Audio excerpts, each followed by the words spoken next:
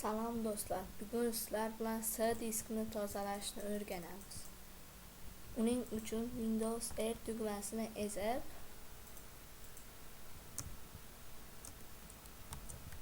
temp deb qidiramiz va OK ni ezamiz. Bu yerda sizlarda ko'pgina fayllar bo'ladi. Ularni qo'rqmasdan o'chirib yuborish mumkin. Ctrl+A ni ezsak belgilanadi, Shift Delete ni ezib Enter ni bosamiz va o'chiriladi. Propustit ni ezib qo'yamiz va shundan so'ng keraksiz fayllar o'chib ketadi. Uning yana bir yo'li. Uning uchun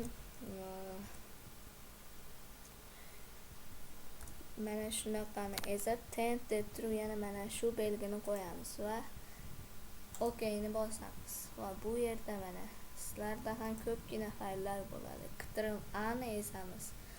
Shift Delete ni ezgandan so'ng Enter tugmasini bosamiz va buni ham mana shunday qilib propustit qilib olamiz.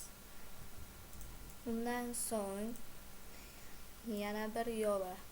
Windows R tugmasini bosib prefetch deb turib qidiramiz va Enter tugmasini bosamiz. Mana shu yerda ham keraksiz fayllar to'planib qolgan bo'ladi. Ctrl+A tugmasini ezib Shift Delete ni ezib Enter tugmasini bosamiz va o'chadi. Yana bir yo'li Cleaner degan programma kerak bo'ladi. Unga kirib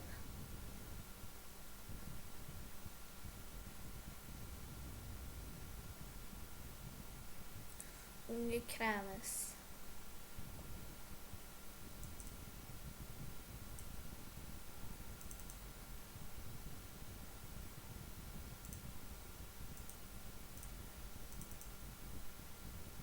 Mening kompyuterim eskiroq bo'lgani uchun bittada kirib ketmadi. Sizlarniki yangi bo'lsa bittada kirib ketadi.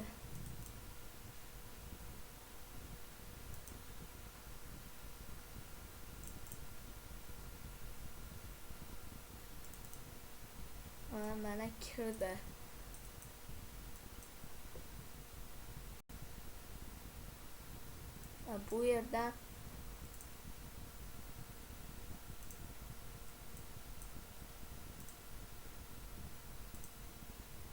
Bu yerdan standartni ochistgani ezamiz.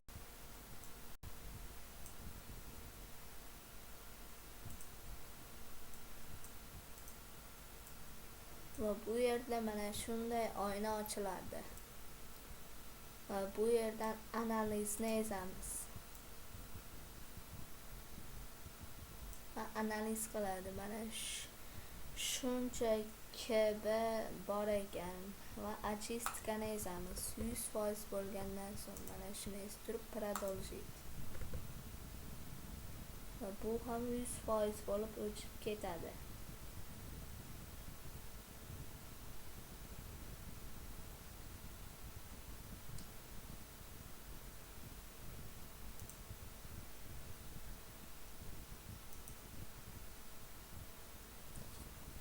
Jikcha kutamiz.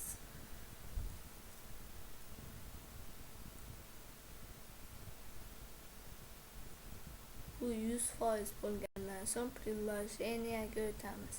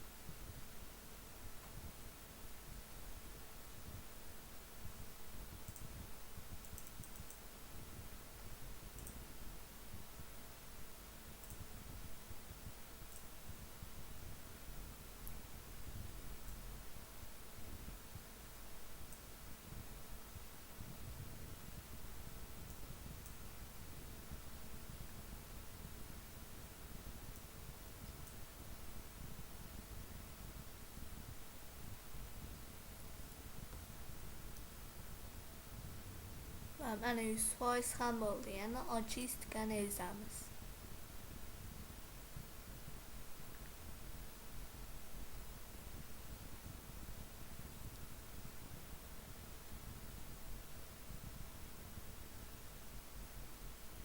ibora очистка.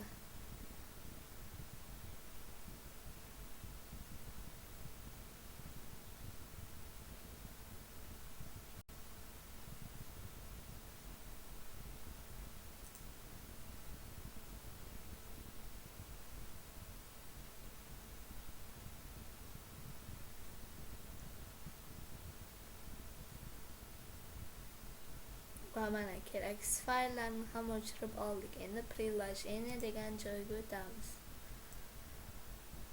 Hop, bu yerdan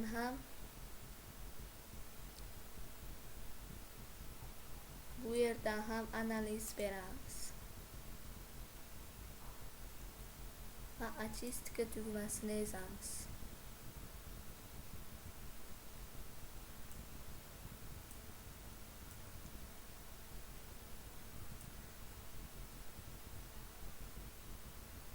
Va bo'ldi, mana очистка ham bo'ldi. Tekshirib ko'rishingiz mumkin. Mana bu yerda 18 GB joy qolgan bo'lsa, sizda 25-30 GB gacha ko'proq qilib beradi. Xayr do'stlar, va kanalimga obuna bo'lib qo'ying.